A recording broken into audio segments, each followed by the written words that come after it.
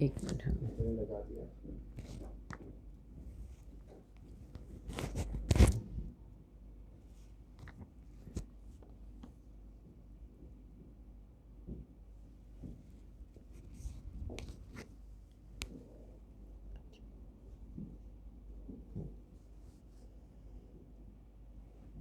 اعوذ باللہ من الشیطان اللعین الرجیم. بسم اللہ الرحمن الرحیم. الحمد للہ الذی خلق السماوات والارضین والصلاۃ والسلام علی اشرف الانبیاء والمرسلین وآلہ الطیبین الطاہرین المعصومین المظلومین. حمد و ستائش اللہ رب العزت کے لیے جو اپنے بندوں پر بے انتہا مہربان ہے اور جو اپنے بندوں پر گویا کہ بہانے بہانے سے اپنی رحمتوں کے بادل برسا رہا ہے. اس کی خوشنودی تک جانے والا ایک راستہ، اس کی رحمتوں کے آنے کا ایک راستہ ماہ رمضان بھی ہے. احسان ہے پروردگار دو عالم کا کہ جس نے ہمیں پھر ایک بار ماہ رمضان کی سعادتیں نصیب فرمائیں.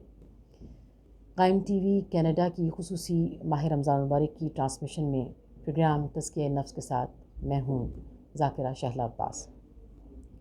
ناظرین اکرام، ہم روزانہ تزکیہ نفس پر گفتگو کر رہے ہیں کہ پروردگار دو عالم ہمیں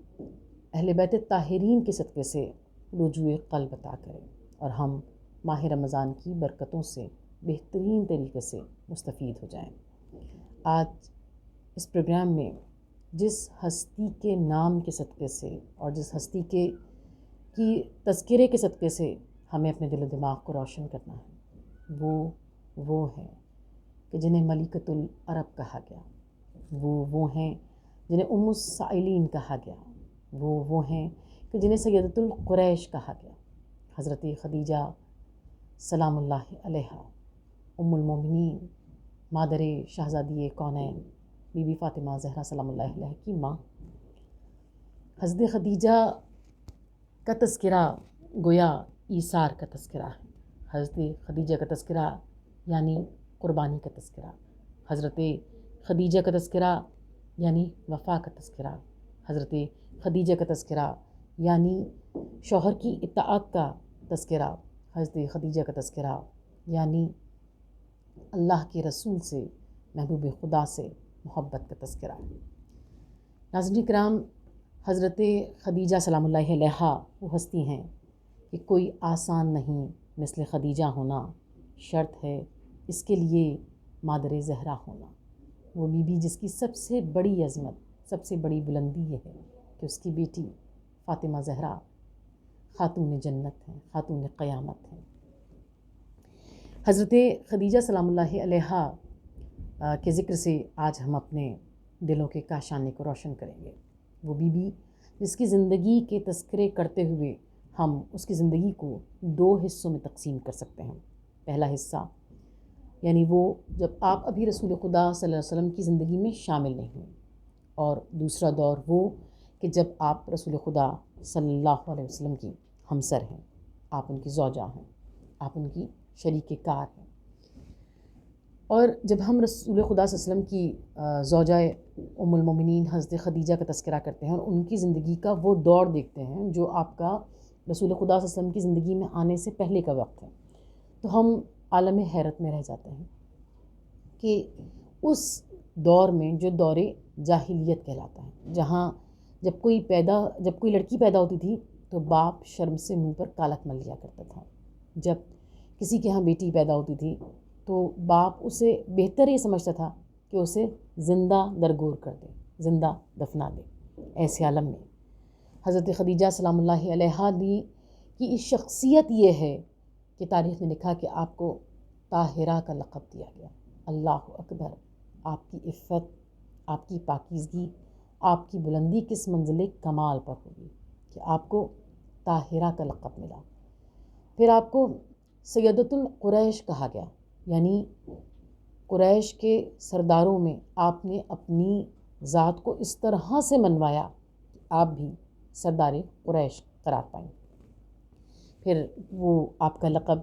جو سب سے زیادہ لوگوں کو معلوم ہے، جو سب سے زیادہ مشہور ہے، یعنی ملکۃ العرب، اور جس کے لیے کہا گیا کہ عرب کی ملکہ گویا ہونے کا آپ کو اعزاز حاصل ہے. آپ کے پاس اتنی دولت ہے، اتنی فہم و فراست ہے، ایسی سرداری ہے۔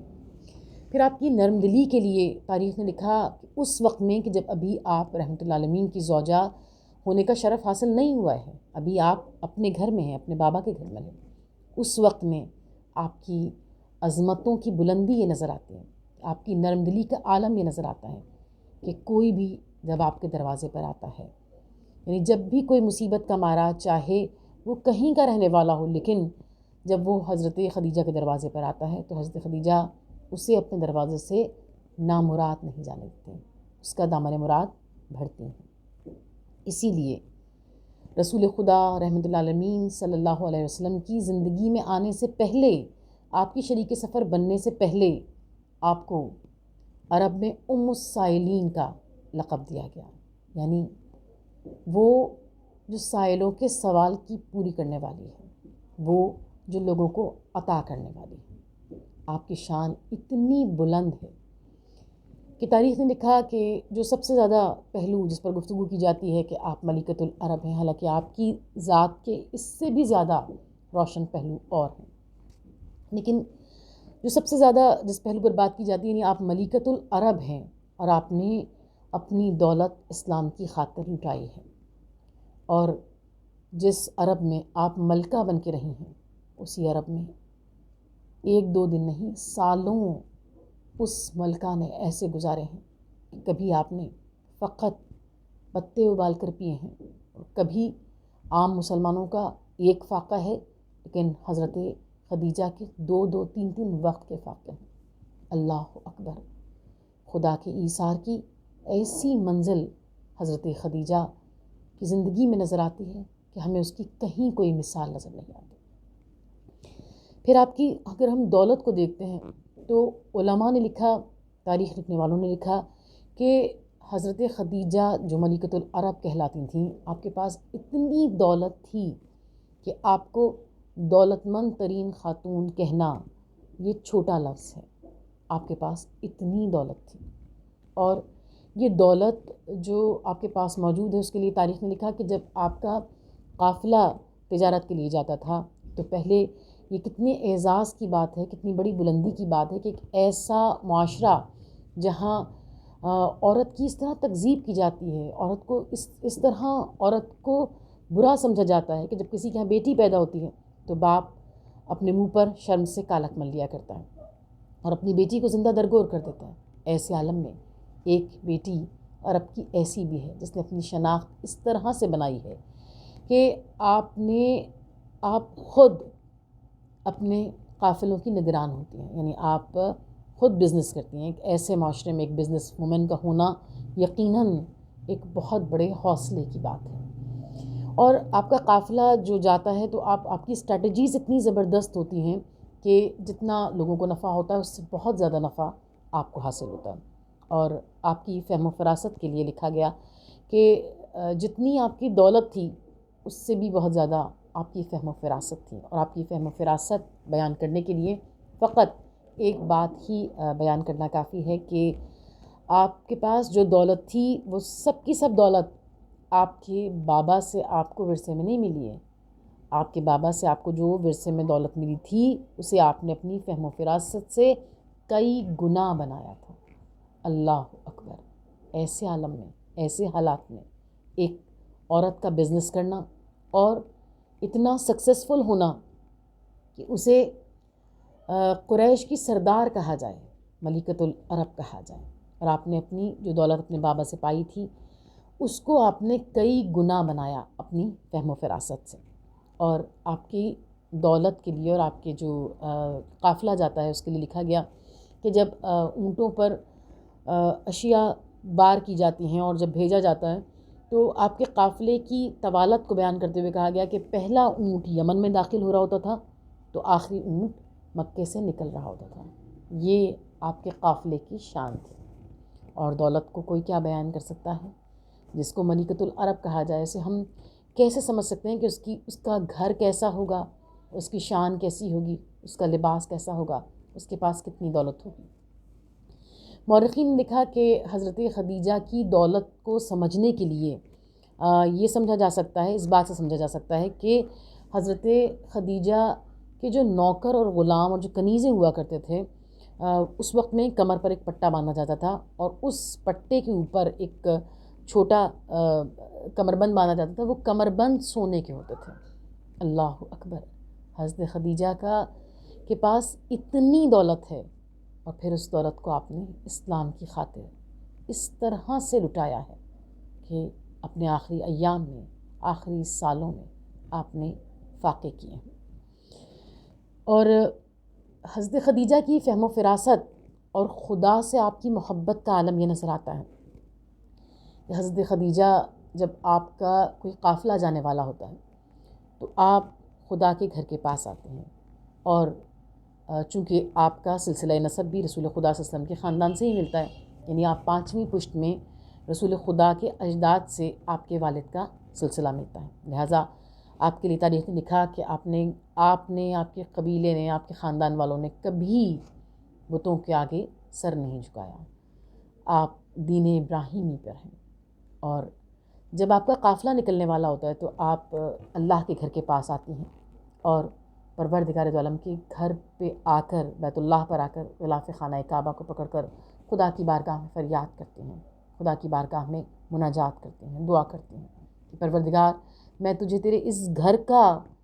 اور اس کے بنانے والے حضرت ابراہیم کا واسطہ دیتی ہوں، پروردگار میرے مال کی حفاظت فرما، اور میرے رزق میں اور میرے مال میں برکت عطا فرما۔ پھر تاریخ نے لکھا کہ آپ کی عظمتیں یہ ہیں، آپ کی نرم دلی یہ ہے، اور آپ کی فہم و فراست یہ ہے کہ پہلی ویلفیئر آرگنائزیشن حضرت خدیجہ نے بنائی۔ اللہ اکبر! اس عالم میں یعنی انسان حیران رہ جاتا ہے، ایسے وقت میں، ایسے ایام جاہلیت میں اتنے بڑے بڑے کام حضرت خدیجہ نے کیے ہیں۔ پھر آپ کا ایثار اور آپ کی قربانیاں اور آپ کا لوگوں کو دینا، آپ کی رحم دلی، آپ کی نرم دلی اتنی بلند ہے، یقیناً پروردگار دو عالم نے انہی صفات کو دیکھتے ہوئے آپ کو منتخب کیا رحمت للعالمین رسول خدا صلی اللہ علیہ وسلم کی زوجہ اول ہونے کے لیے، آپ کی شریک ہونے کے لیے، آپ کا ہمسر ہونے کے لیے رسول خدا صلی اللہ علیہ وسلم کے لیے پروردگار دو عالم نے حضرت خدیجہ سلام اللہ علیہا کو چنا۔ اور حضرت خدیجہ کی عظمت کے لیے یہ بات ہی کہنا کافی ہے کہ ہر ماں کے قدم کے نیچے جنت ہے، اور حضرت خدیجہ سلام اللہ علیہا کے قدموں میں ان کی جنت ہے جو خاتون جنت ہے۔ پروردگار حضرت خدیجہ سلام اللہ علیہا کے ذکر کا واسطہ دے کر ہم تیری بارگاہ میں سوال کرتے ہیں کہ پالنے والے اس پاک ہستی کے صدقے سے جس نے اللہ کے رسول کا اس طرح ساتھ دیا کہ رسول خدا صلی اللہ علیہ وسلم نے ایک بار نہیں بار بار یہ ارشاد فرمایا، خدیجہ صرف میری زوجہ نہیں تھی، خدیجہ وہ تھی کہ جنہوں نے مجھ پر احسان کیا، جنہوں نے اس وقت میں میرا ساتھ دیا جس وقت میں لوگ مجھے جھٹلا رہے تھے، اس وقت میں اپنے مال سے، اپنی فکر سے مجھے مضبوط کیا۔ پروردگار محمد و آل محمد کے واسطے سے، حضرت خدیجہ کے پاک ذکر کے واسطے سے ہم تیری بارگاہ میں سوال کرتے ہیں کہ ہمیں ان کے ذکر کے صدقے سے ہمارے قلب کو طہارت نصیب ہو، ہمیں تزکیہ نفس کی دولت نصیب ہو، ہمیں قرب الہی کی دولت نصیب ہو۔ اور پالنے والے ہماری سب سے بڑی دعا کہ ہمارے وقت کے امام آقا امام زمان علیہ السلام کے ظہور میں تعجیل فرما، اور ہمارا شمار ان کے منتظرین اور ان کے ناصرین میں فرما۔ ربنا تقبل منا انکا انت السمیع العلیم۔